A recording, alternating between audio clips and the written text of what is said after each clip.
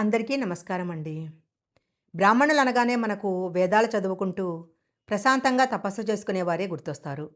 కానీ ఒక వ్యక్తి మాత్రము చేతిలో భయంకరమైన గొడ్డలు పట్టుకొని ఏకంగా 21 సార్లు ఈ భూమి మీద ఉన్న రాజులందరినీ సంహరించాడు. దయా కరుణ ఉండాల్సిన బ్రాహ్మణుడికి అంత కోపం ఎందుకొచ్చింది? రాజులు దారి తప్పినప్పుడు వాళ్ళను శిక్షించటానికి సాక్షాత్తు శ్రీ మహావిష్ణువు ఎత్తిన 6వ అవతారమే పరశురామ అవతారము. విష్ణు పురాణం 7వ ఎపిసోడులోకి ఈరోజు మనం అడుగు పెడదాము. ముందుగా మా వీడియోకి ఒక లైక్ కొట్టి ఓం శ్రీ విష్ణాయ నమః అని కామెంట్ చేయండి.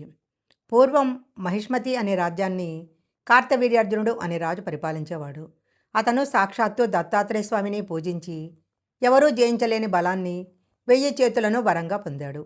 ఆ వరాల గర్భంతో ఆ రాజుకి కన్ను మిన్ను కానరాలేదు. ఎంతోమంది మునులను మంచివాళ్లను హింసించటం మొదలుపెట్టాడు. ఈ భూమి మీద నాకంటే బలవంతుడెవరూ లేరు అని విర్రవీగేవాడు. రాజనేవాడు ప్రజలను కాపాడాలి. కానీ అతనే ఒక రాక్షసుడిలా మారిపోయాడు. ఆ సమయంలో అడవిలో భృగువంశానికి చెందిన జమదగ్ని అనే ఒక గొప్ప మహాముని ఉండేవాడు. ఆయన భార్య రేణుకాదేవి. వీరికి 5గురు కొడుకులు. అందులో చివరివాడే పరశురాముడు. జమదగ్ని మహాముని దగ్గర ఏదడిగినా ఇచ్చే కపిలగోవు ఉండేది. ఒకరోజు కార్తవీర్యార్జునుడు అడవికి వేటకు వచ్చి అలసిపోయి జమదగ్ని ఆశ్రమానికి వచ్చాడు. జమదగ్ని మహాముని ఆ రాజుని అతని సైన్యాన్ని ఆదరించి తన దగ్గరున్న కపిలగోవు సహాయంతో అందరికీ క్షణాల్లో అద్భుతమైన విందు భోజనం ఏర్పాటు చేశాడు. ఆ ఆవు యొక్క మహిమ చూసి రాజుకి ఆశ్చర్యంతో పాటు దురాశ కూడా పుట్టింది. రాజు జమదగ్ని మహాముని దగ్గరికి వెళ్ళి, నీలాంటి మునుల దగ్గర ఈ అద్భుతమైన ఆవు ఉండటం సమంజసం కాదు. రాజులైన మా దగ్గర ఉండాలి. దాన్ని నాకిచ్చేయండి అని అడిగాడు. దానికి ఆ ముని, ఈ ఆవు మా ప్రాణము, దీన్నివ్వలేను అన్నాడు. అహంకారంతో ఉన్న రాజు మునిమాట వినకుండా ఆవుని బలవంతంగా తన సైన్యంతో లాక్కుపోయాడు. కొద్దిసేపటికి వేటకు వెళ్ళిన పరశురాముడు వెనక్కి వచ్చాడు. ఆశ్రమం చిందరవందరగా ఉండటం చూసి జరిగిన విషయం తెలుసుకున్నాడు.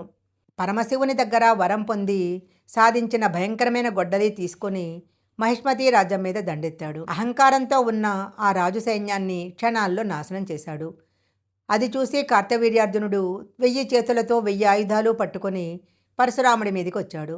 కానీ సాక్షాత్తు విష్ణువంశతో పుట్టిన పరశురాముడి ముందు ఆ రాజు నిలబడలేకపోయాడు. చివరకు ఆ రాజుని చంపి తన గోవులను తీసుకుని ఆశ్రమానికి వచ్చాడు. కానీ అసలు కథ ఇక్కడే మొదలైంది. కార్తవీర్యార్జునుడి కొడుకులు ప్రతీకారం కోసం రగిలిపోయారు. పరశురాముడు ఇంట్లో లేని సమయం చూసి ఆశ్రమం మీద పడి వృద్ధుడైన జమదగ్ని మహామునిని కిరాతకంగా చంపేశారు. తిరిగి వచ్చిన పరశురాముడు తండ్రి శవాన్ని, ఏడుస్తున్న తల్లిని చూసి అగ్నిపర్వతంలా బద్దలయ్యాడు. నా తండ్రిని చంపిన రాజు కొడుకులనే కాదు, వాళ్లకు మద్దతుగా ఉన్న ప్రతి రాజుని సంహరిస్తాను.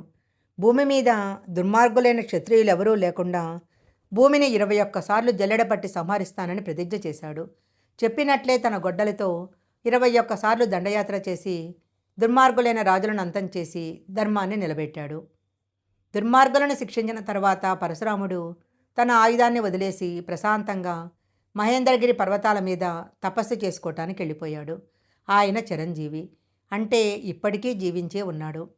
అయితే పరశురాముడు ఎత్తిన ఈ అవతారం తర్వాత రాక్షసులను అంతం చేయటానికి శ్రీహరి ఒక రాజుగా భూమి మీదకి వచ్చాడు. తండ్రి మాట కోసం అడవులకు వెళ్ళి రాక్షసరాజైన రావణాసురుడిని సంహరించిన శ్రీరామావతారం కథను మనం నెక్స్ట్ ఎపిసోడ్లో తెలుసుకుందాము. ఈ వీడియో గనక మీకు నచ్చినట్లయితే లైక్ చేయండి. కింద కామెంట్స్లో జై పరశురామ అని రాయండి. ఛానల్ని సబ్స్క్రైబ్ చేసుకోవటం మాత్రం మర్చిపోవద్దు.